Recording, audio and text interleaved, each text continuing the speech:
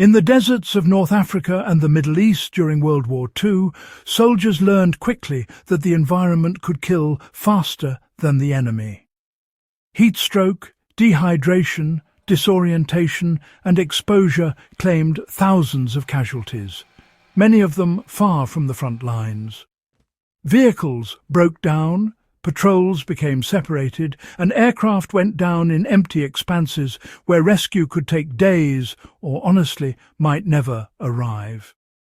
To address this reality, Allied forces developed a specialized desert survival kit, compact enough to be carried, yet sophisticated enough to keep a man alive when the desert stripped everything else away. Few civilians ever saw these kits, and fewer still understand how carefully they were designed.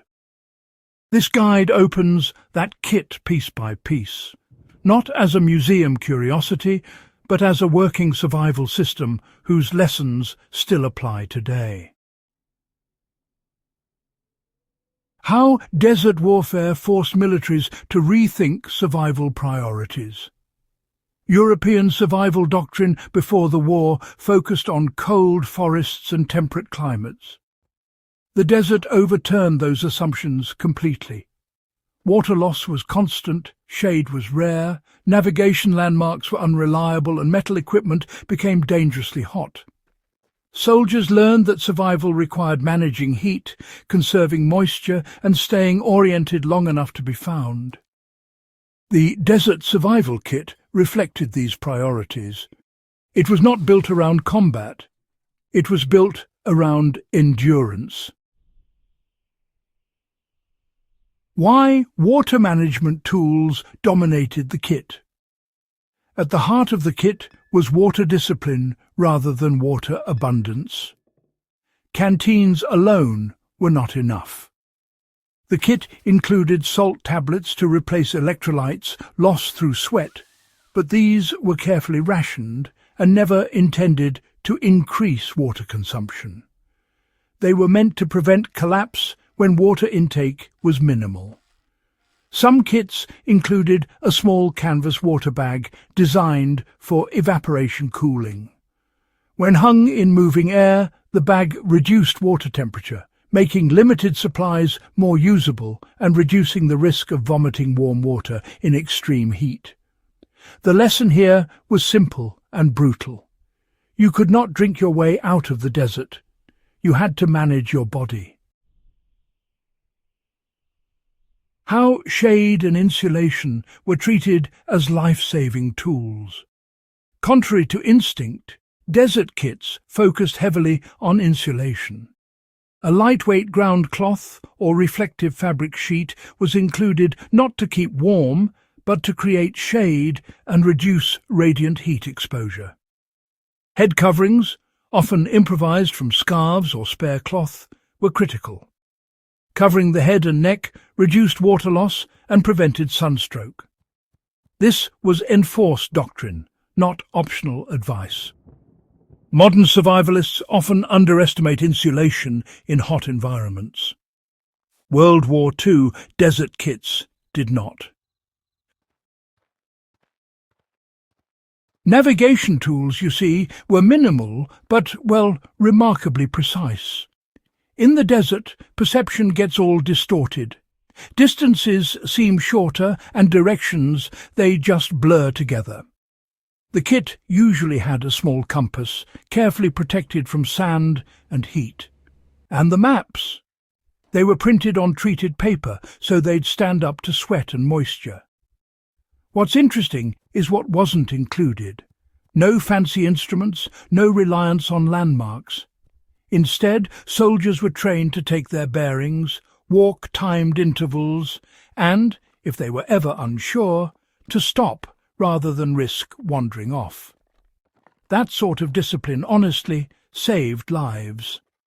Now, when it came to rescue, the signalling equipment really reflected the harsh reality. Mirrors, for example, were among the most valuable items in the kit. A polished metal signal mirror could be spotted miles away in that clear desert air.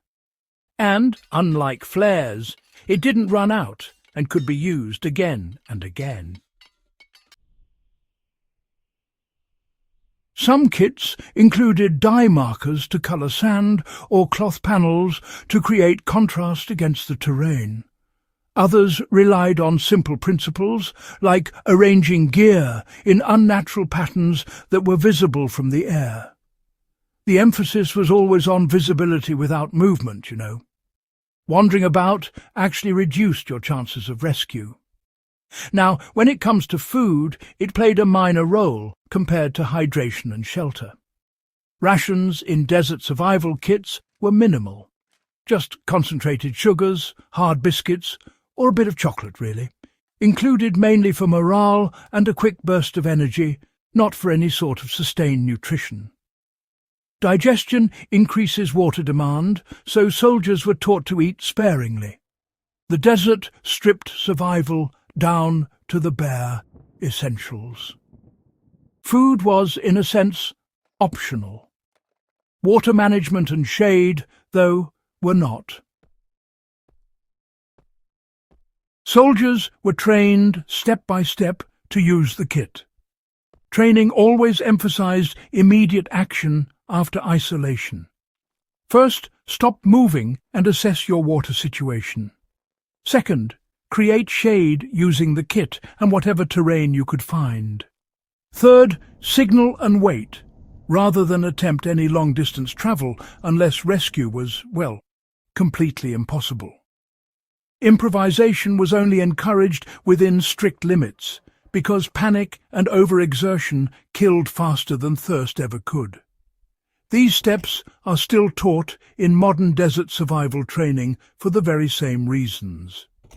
Civilians and modern explorers, honestly, can apply these lessons today just as well. These days, modern gear often creates a false sense of confidence. Air-conditioned vehicles, GPS devices and bottled water make people more likely to take risks. But when those systems fail, the fundamentals remain unchanged. Carrying reflective material, understanding electrolyte balance, limiting movement, and knowing how to signal effectively, these things matter far more than any high-tech equipment. World War II desert kits worked because they respected the environment rather than fighting it. Anyone travelling in arid regions can put these principles into practice straight away. This kit, honestly, remains one of World War II's most underappreciated innovations. The Desert Survival Kit didn't win battles, but it prevented unnecessary deaths. That made it invisible in the victory narratives, but absolutely essential to operational success. Understanding it, really, honours the soldiers who survived not through heroics, but through discipline and preparation. If you value serious historical insight and practical survival knowledge grounded in real experience, support the mission of this channel.